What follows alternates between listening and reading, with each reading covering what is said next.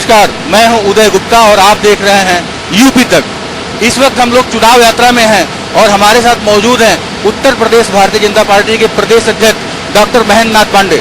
Doctor Mahendra Nath Pandey के साथ हम चौपर में मौजूद हैं और इनसे जानने की कोशिश करते हैं कि किस तरह से चुनाव अभियान चल रहा है, साथ ही कई अन्य मुद्दों पर भी बात करेंगे। तो आइए बात करते हैं डॉक्टर महेंद्र नाथ पांडे से। डॉक्टर साहब, किस तरह से चुनाव प्रचार चल रहा है आपका? बहुत ही सघन चुनाव प्रचार चल रहा है। पार्टी के जो सिस्टम है बूथ तक सक्रिय है और पार्टी ने काफी लंबा होमवर्क किया और हम लोग सकारात्मक चुनाव लड़ रहे हैं, नकारात्मक नहीं। जैसे विपक्ष नकारात्मक चुनाव लड़ रहा, वो केवल मोदी हटाओ मोदी हटाओ, और हम लोग जो चुनाव लड़ रहे हैं भाजपा के लोग और हमारे सहयोगी दल, मोदी की सरकार ने और 2 बरस से योगी की सरकार ने जो लोक कल्याण के काम किए हैं, इन लोक कल्याण के कामों को लेकर के जनता को भविष्य में एक पुनः केंद्र में मजबूत सरकार का भरोसा लेकर के जा रहे हैं और जनता उसका रिस्पांस दे रही है। तो उसके लिए पार्टी की, और हम एक जिम्मेवार पार्टी है, हमारी इकाइयां 12 महीने काम करती है। हम समाज के सभी वर्गों में पैठ बनाए हुए राजनीतिक दल हैं, तो सबका सर्वस्पर्शी पार्टी होने का लाभ हमारी पार्टी को मिल रहा है। समाज के सभी तबकों के लोग एक मजबूत सरकार के लिए, विकासपरक सरकार के लिए और ईमानदार सरकार के लिए, गरीब कल्याण की सरकार के लिए नरेंद्र मोदी को प्रधानमंत्री देखना चाहते हैं। इसलिए सकारात्मक चुनाव के चलते भाजपा की प्रबल जीत की संभावनाएं हर सीट पर है। डॉक्टर साहब, 2 चरणों के मतदान हो चुके हैं, तीसरा चरण जल्द शुरू होने वाला है। किस तरह से देखते हैं, कितनी सफलता मिलेगी? पहले और दूसरे चरण में 16 सीटों में सीधे सीधे 15 सीटें तो हमारी बिल्कुल जीत के किनारे हैं। 1-2 सीटों पर कड़ी टक्कर की जानकारियां हैं और तीसरे चरण में जो कल होने जा रहा मतदान, उसमें कई सीटें सपा के गढ़ की हैं, उसे भी हम उनसे इस बार छीनने वाले हैं। 2019 में मोदी फैक्टर कितना काम कर रहा है? 2014 से ज्यादा तगड़ा है मोदी फैक्टर इस समय, कारण कि मोदी को जिस उद्देश्य से जनता लाई थी 2014 में, मोदी उस हर सवाल पर नंबर 1 सफल प्रधानमंत्री साबित हुई। गठबंधन की क्या स्थिति रहेगी? गठबंधन तो काफी उत्साहित है, जो 2 फेज के चुनाव हुए हैं उसको देख करके।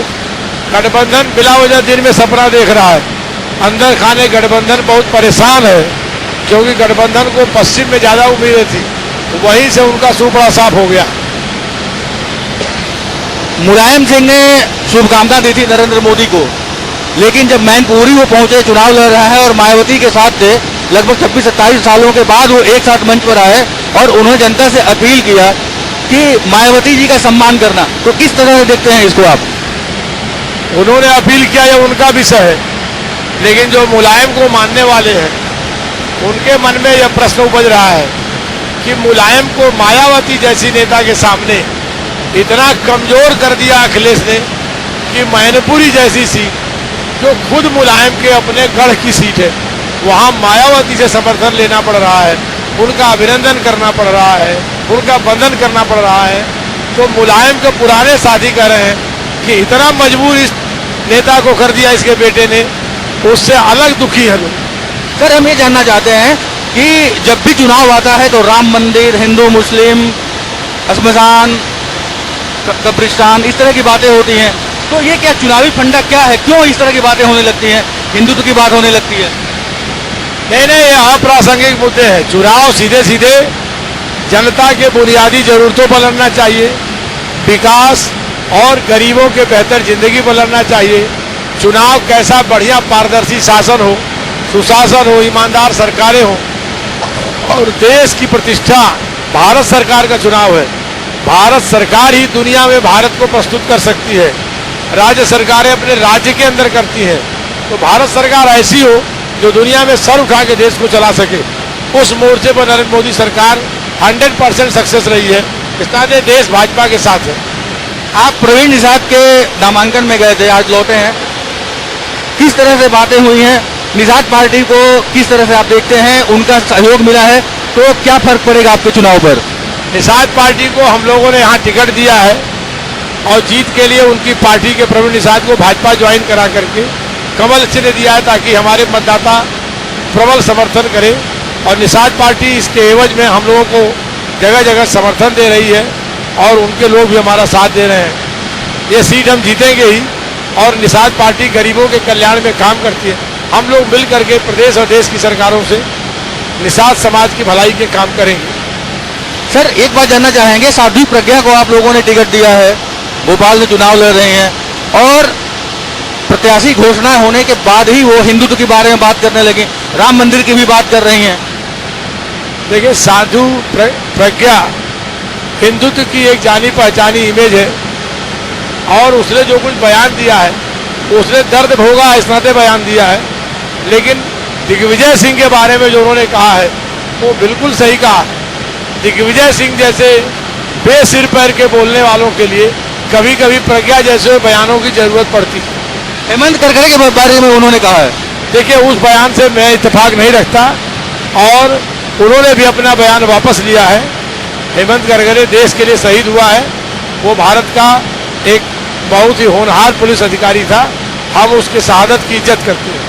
प्रधानमंत्री नरेंद्र मोदी 2 दिनों के लिए बनारस आ रहे हैं, 25 तारीख को उनका रोड शो है और 26 को नामांकन करेंगे, तो किस तरह से तैयारियां की जा रही हैं? 25 को रोड शो की बहुत शानदार तैयारियां पार्टी ने की है और जनता अपने तरफ से जगह जगह उनके स्वागत के लिए स्वयं मंच बना रही है। तमाम संगठन, व्यापारी संगठन, समाज के संगठन और भिन्न भिन्न राज्यों के जो लोग यहाँ निवास करते हैं उनके संगठन मोदी जी के स्वागत के लिए विशेष तैयारियां कर रहे हैं। अपने आप देश दुनिया में देखने लायक नजारा रहेगा 25 तारीख।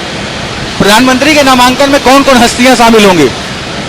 प्रधानमंत्री के नामांकन में भारतीय जनता पार्टी के सम्मानित नेता तो रहेंगे ही रहेंगे, योगी आदित्यनाथ जी, राजनाथ जी, सुषमा जी, अन्य सम्मानित एनडीए के भी वहां पर प्रकाश सिंह बादल, नीतीश कुमार, ऐसे अनेक नेताओं के आने की प्रबल संभावना है। राम मंदिर को लेकर के क्या है? 2019 के चुनाव के बाद राम मंदिर क्या बन जाएगा? क्या स्ट्रेटजी है, क्या तैयारी है? भारतीय जनता पार्टी ने अपने संकल्प पत्र में इस बार राम मंदिर के मुद्दे को और मजबूती से दोहराया है और सुप्रीम कोर्ट जो मध्यस्थता की बात कर रहा है उसको हमारी पार्टी ने भी बल दिया है। निश्चित तौर से इस चुनाव के बाद नरेंद्र मोदी सरकार की प्राथमिकता में राम मंदिर के निर्माण का मसला भी, उसे हल करने का, उसका समाधान करने का विषय भी प्राथमिकता में रहेगा। उम्मीद की जाए कि इस बार राम मंदिर बन जाएगा। निश्चित तौर से उम्मीद करना चाहिए कि हमारी सरकार उसको निर्माण में विशेष प्राथमिकता देगी। उत्तर प्रदेश में कितनी सीटें आ रही हैं भारतीय जनता पार्टी की? उत्तर प्रदेश में हम लोगों ने 73+ का नारा दिया है। हमारा नारा 100% सफल रहेगा। हम 73 से ज्यादा 74 से भी आगे सीटें बढ़ सकते हैं। तो ये थे भारतीय जनता पार्टी के प्रदेश अध्यक्ष डॉक्टर महेंद्र नाथ पांडे, जिनका दावा है कि उत्तर प्रदेश में 73+ सीटें आएंगी। उदय गुप्ता, यूपी तक।